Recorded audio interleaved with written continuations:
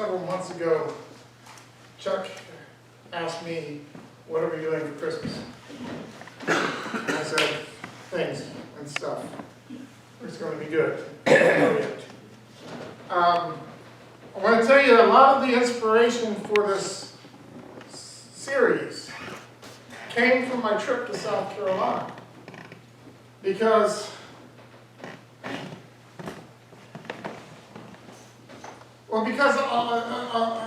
I thought about it, and thought about it, and prayed about it, and thought about it, and I didn't really think about it as much as I should have, because life happens, and life gets chaotic, and life is frustrating sometimes, amen? Anybody disagree with that? But I tell you, one of the things I got to do, I went down the Blue Ridge Parkway. Anybody know what the Blue Ridge Parkway is? Anybody not know what the Blue Ridge Parkway is? It is a beautiful road that you travel on through the Blue Ridge Mountains.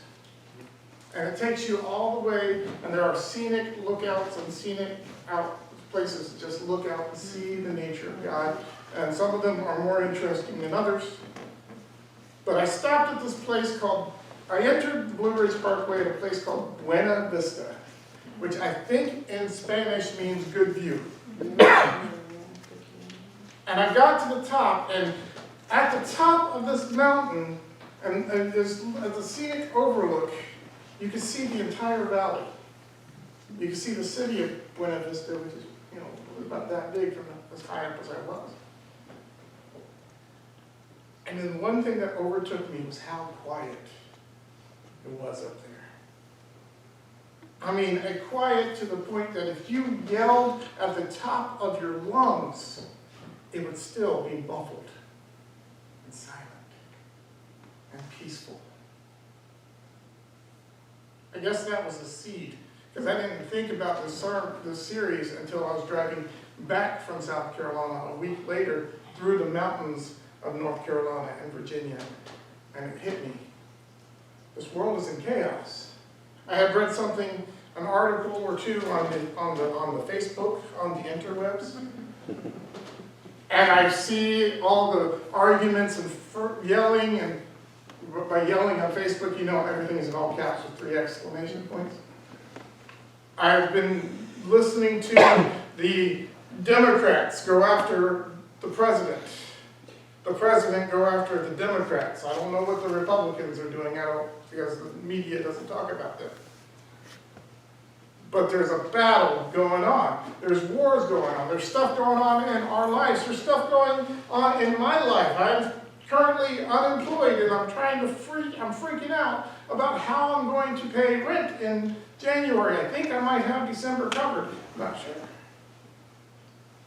But there's battles. We have personal battles, public battles. We have interpersonal battles. I had to find a third one. It just was there. Couldn't just leave that dead in the air. And I thought, what do we need? And I thought, behold, the Prince of Peace. The world needs the peace of Christ. The world needs the peace that I felt up there on Buena Vista, of that calm and that beauty of God. More than just nature, but the guy who created nature, the guy who created time. So I said, okay, we're going to preach about the Prince of Peace. And did you know the Prince of Peace only appears in one verse in the entire Bible? That phrase, Prince of Peace. I looked it up and I looked for it and I was like, okay, so we're going to come out of Isaiah chapter 9. So open up your Bibles to Isaiah chapter 9. Or here's a clue up here. We don't have internet in this part of the building, so if anybody relies on their interwebs for their biblical assumptions, you might actually have to get a hardback, paperback, leather-bound Bible. Isaiah chapter 9, starting with verse 1. I am reading from the CJB, the Complete Jewish Bible, because that is going to go with the rest of the sermon, and you will see how that works itself out today. The people living in darkness have seen a great light. Upon those living in the land that lies in the shadow of death, light has dawned. You have enlarged the nation and increased their joy. They rejoice in your presence, as if rejoicing at harvest time, the way men rejoice when dividing up the spoil. For the yoke that weighed them down, the bar across their shoulders, and the driver's goad, you have broken as on the day of Midian's defeat. For all the boots of soldiers marching and every cloak rolled in blood is destined for burning, fuel for the fire. For a child is born to us, a son is given to us, dominion will rest on his shoulders, and he will be given the name Wonderful Counselor, Mighty God, Everlasting Father, Prince of Peace. I gave you the King James names on there. We're going to delve into those. In order to extend the dominion and perpetuate the peace of the throne of the kingdom of David, to secure it and sustain it through justice and righteousness henceforth and forever, the zeal of Adonai Sabaoth will accomplish this. God bless the reading of his word. For this series isn't going to be about how you can get peace in your life. This series is not about what you need to do. This is not anything about the action of how you can put peace in your life and the life of people around you. This has nothing to do with you. This is not about you or me. The whole Bible, the whole Christianity thing, the whole church, the whole Jesus' mission thing is it's not about me. Can you repeat that with me? Say that with me. It's not about me. America, society, has it in our heads where everything's about me. Me. How's this going to affect me? What do I need to do? How can I fix it? We even look at the Bible, they even had that back then when the guy says, what can I do to inherit the kingdom of earth? What must I do to be saved? What must I do to get peace? It's not about you and what you can do. This series is about what God and Christ did and does. Because we can't get peace in our own lives. We can't force peace on ourselves. We can't force peace on somebody else. Because then there's conflict there, isn't it? Try to force somebody to be peaceful. You ever try to stop somebody from freaking out? It doesn't help. But it's about what Christ did and what Christ does. And to give you the key for the next 4 weeks, we're not doing the hope, joy, love, and thing that I usually do during Advent. Usually we're expounding upon those things, and Gordon's always happy to talk about joy, and Joy always cringes when she's in the room when we get to that one. And we always talk about hope. But we're talking about peace, and the 4 buzzwords that we're using all start with the letter R, and today's buzzword is revelation. Because what did Christ do? Christ revealed God. God revealed himself through Christ. And my cheat sheets are on the wall here. It says, John chapter 1:1 says, in the beginning was the Word, and the Word was with God, and the Word was God. And jump down to verse 14 where it says, and the Word became flesh and dwelt among us. God revealed himself through his Son. Matthew 1:23 is also in Isaiah 7. The virgin will bear a son, and they will call him Emmanuel, which means what? God is with us. God is with us. God has been revealed to us. So as you notice, the room isn't completely decorated yet. There's this big wall that I'm pretty sure somebody was saying we should put something on there. And since I don't have a PowerPoint presentation, we're going to have a PowerPoint. And I'm going to point to things that we're going to put on the wall. And we're going to look at the Jewish words that Isaiah 9 chapter 6 has in it. It says, I'm going to read them all to you right now. It says, for the child is born, a son is given to us, dominion will rest on his shoulders. He will be given the name Pele Yoetz, El Gibor Aviad Sar Shalom. That sounds pretty. I have memorized this verse in the Hebrew. So when, you could ask Ashley when she was asking me about what are we preaching on so she could pick music and songs.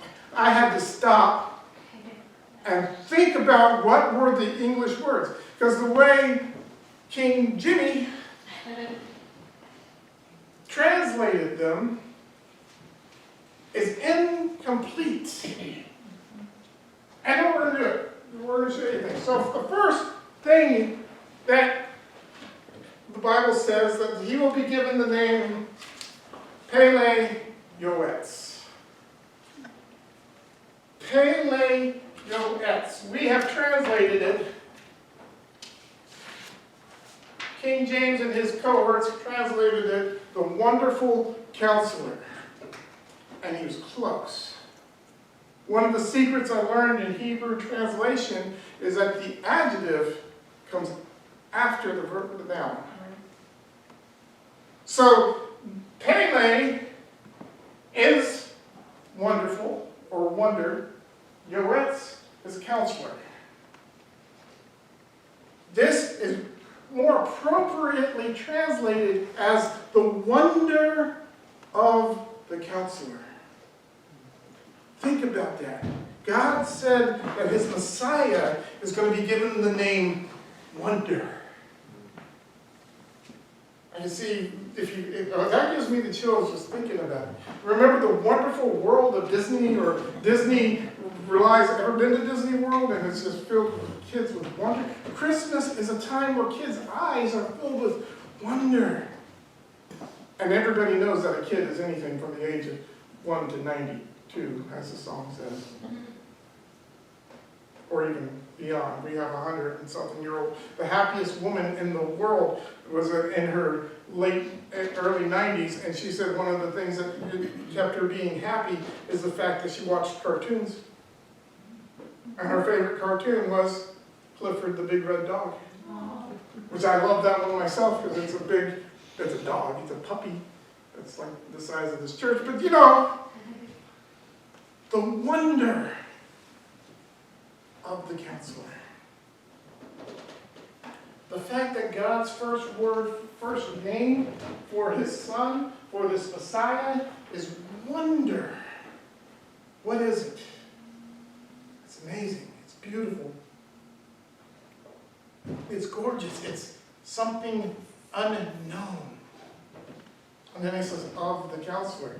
Jesus revealed that the counselor was going to be the Holy Spirit, the comforter, the counselor. He will come to you and he will guide you. So God, the Messiah, is going to be born as the wonder of the Holy Spirit, the wonder of the counselor. Live in that for a moment. Just think about it. We need more wonder in our lives, right? We know too many secrets. We've seen too many bad things. Think of the peace that comes if we would just wonder. Ever see the movie Tomorrowland? It's based, Disney says their theme parks. There's a Tomorrowland in Epcot Center. And this movie, joy and wonder has been lost. We have done the last great thing we did was go to the moon. And there's whispers and everybody is down and depressed and anger and war is happening and all this strife is happening because we've lost the ability to wonder and dream. It's a great movie. Watch it. Or Netflix it or something, Amazon Prime, whatever. I have it on DVD at home. But it's all about restoring that ability to dream and to wonder and get that piece of just dreaming. Dreaming, you dream. You start thinking about things, you get excited, and the struggles in life fade away. Jesus is the wonder. Second word. El Gibor. El Gibor. King James, anybody want to guess what King Jimmy translated that to be? Mighty God. Mighty God. And he was close. When we think of mighty, we think of strong and power. We think of somebody who's ready to crush somebody, ready to overpower somebody. This El Gibor is also the word warrior. This could be known as the mighty one of the warrior. So when we say mighty, gotta add that warrior aspect into it. Okay, a lot of people. I wrote a final paper in my seminary class about detailing my theology, and I put a lot of military terms in it because I came from a southern church, and in the South, and then growing up, we had concepts of the army of God, onward Christian soldiers. You know, and we had a structure, a hierarchy, whatever, and people had problems with putting militaristic terms in theology about God. Well, God calls himself a warrior. He used the word warrior God. And here's the thing. It's not a warrior who's coming to fight against you. This is not a warrior that's going to fight you as a child of God. When you are a child of God, he is a warrior who fights for you. Good stuff. We read in the Bible many times where the Israelites couldn't make it. They couldn't handle it. They couldn't know what they were going to do. They were overwhelmed. And God says, I am going to fight the battle for you. The battle is not with swords and steels, but it's the power of the Lord. That's a conglomeration, I heard Kelly version of most of those verses, jammed in together, a mashup. But God did so many things with Gideon and only his 300 men. He goes, don't worry, I'm going before you. When he confused the enemy just by giving them sounds, and they ended up killing each other in another story.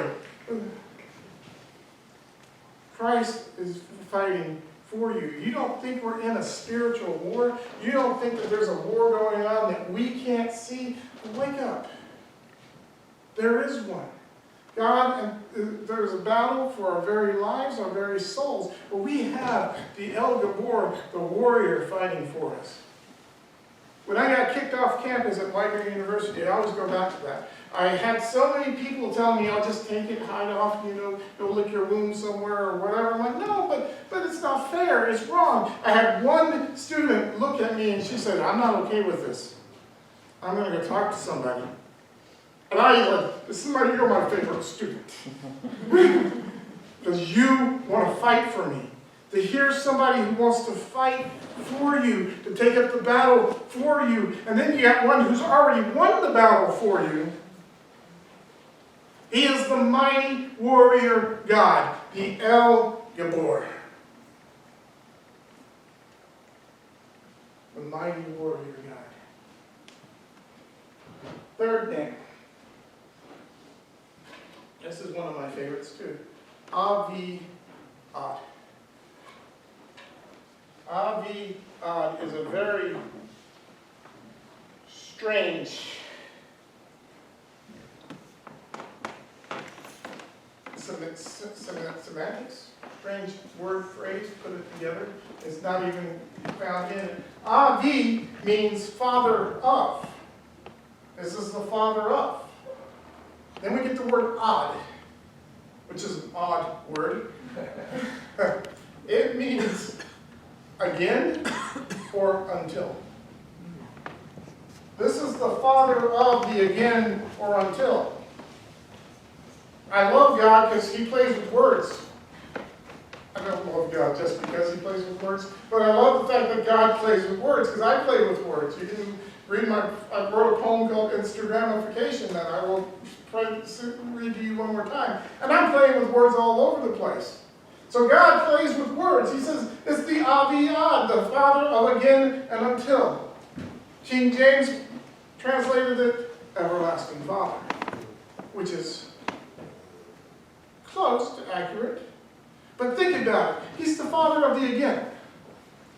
When does the again happen? It happens again. He's the father of the until. When does the until end? It doesn't say. It just says he's the father of the again and the until. The father of eternity. The father that goes on forever and ever and ever and ever. One of the other issues I entered into, I was introduced to in seminary was this whole gender inclusive language when it comes to God. That people freak out when they hear that God is called Father. They have problems. Can we just call him Parent God? No. Because a lot of people have problems with their dads. Their dads were bad, their dads were violent, their dads were pointless, their dads were useless, their dads were harsh. They abused them, whatever, because they had a bad relationship with their father when they hear the word father compared to God. Then they have a problem with God. And I can see that. I can see where they're coming from that, but let's get past that because he's the everlasting Father. He's the Father that's supposed to be the image of what a real father is supposed to be. We live in a shadow world, as C.S. Lewis, a shadowland, as C.S. Lewis called it. That where we see things dimly, where things are distorted, things aren't exactly what they're supposed to be. And no, our fathers are not what they're supposed to be most of the time, a lot of the time. But God, as Father, shows us what a father is supposed to be. Because if a father is loving, if a father is the ruler of the house, if the father is in the house and he's the spiritual leader of the house, then that house is more peaceful than any other house in the neighborhood. I lived in a house that didn't have a dad. I grew up in a trailer park without my father. My father and mother divorced when I was 8 years old, but it doesn't matter. Even when he was there, he wasn't there. And I know the chaos of not having a dad in your life is. I know what a little boy goes through, and I watched what a girl goes through, because my sister, she took it hard. She was in chaos. She was not in peace, and I don't think she still found peace. But I rested in the fact to hear that God is my Father. Gives me that strength, that peace, that somebody is there for me. Somebody is there to discipline me, to help me out, to fix me. I think of the song Daddy's Hands by, I think it was the Judds. It says, Daddy's hands were soft and kind when I was crying. Daddy's hands were hard as stone or hard as steel when I'd done wrong. But there is always love in Daddy's hands. And this is the Father that is always there, the everlasting Father, the one that's never going to leave, never going to be gone, never going to be missing. When you need to curl up in Daddy's lap, he says, come on, my lap is open. When you need to talk to your dad about something serious, he says, come on, I'm listening. I can help you out with this. When you need the advice on how to pick up a date, which I don't know if you can do that, but you might. He says, I'm always going to be there. I am the Father of the until. I am the Father of the again. I am the Father of eternity.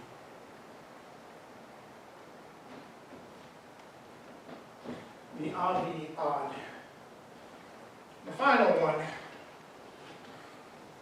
on this list we call the Prince of Peace, the Sar Shalom. Sar means ruler or prince, so they got that one nailed on the button. Shalom does mean peace, but it means so much more. And hopefully we dig into this a little bit further. I'll definitely be digging into it the next time you see me. But the word shalom brings with it not just the word peace, but also the word grace, but also, more importantly, wholeness and completeness. Completeness. All those empty things that we're missing, all those things that we don't have when we need peace, or those things that cause us to wake up and freak out and just go crazy. He brings us the peace. I wrote something else down that I wanted to share just now. I saw this video, this guy was talking this word study on shalom. It says complete wholeness. When shalom talks about it's a stone shape without any cracks. This is another point. It says life is complex and full of moving parts and relationships. When anything is missing, when life breaks down, shalom is missing and needs to be restored. It's completeness. It's like a wall where all the pieces are in the right spot and there's no cracks in it. It's like a machine that's working perfectly, where all the machines are working, all the pieces are working together, and one thing breaks down, and it's a mess. One little thing. In our times of depression, yes, this is confession day. I deal with depression a lot. I'm sure I'm not the only one in the room. I'm one of those creative guys, and one thing goes wrong. Darkness comes in and chaos enters. It's like opening the crack and letting all that other junk come in. And depression never comes alone. It always brings loneliness and other things and worthlessness and all these other things that come along with it. And you're like, oh, we're not having a party in my house tonight. Go away. But God says that He is the Prince, the ruler of the wholeness, the ruler of the completeness, the ruler of peace, the Sar Shalom, the Prince of Peace. And a lot of the problems, if we get our lives fixed with Christ first, Christ comes in and brings us to peace. It's not about us trying to get it ourselves. We can go to all the psychologists, psychiatrists, take all the antidepressants and try to surround ourselves with people and try to fill our lives with something else. But if we're not filling our lives with Christ, then we're not going to find the shalom. We're not going to find the peace. We're not going to find the completeness, the wholeness. A child is born to us, a son is given to us, dominion will be on his shoulders, and he will be given the name Pele Yoetz El Gabor Abiyad Sar Shalom. He will be given the name, the wonder of the counselor, the mighty warrior God, the Father of eternity, the ruler of completeness, the Prince of Peace. He will be given the name Emmanuel, God is with us. And, of course, I can't leave this one out. Matthew 1:21, she will bear a son, and he shall call his name Jesus, for he will save his people from his sin. Jesus means God saves. Yeshua means God who saves. These are the revelations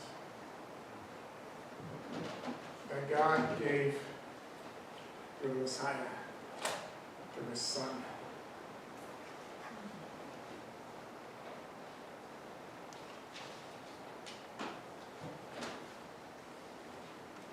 May these find a way to infiltrate these names, this person of God, may it find a way to infiltrate your lives and give you the peace.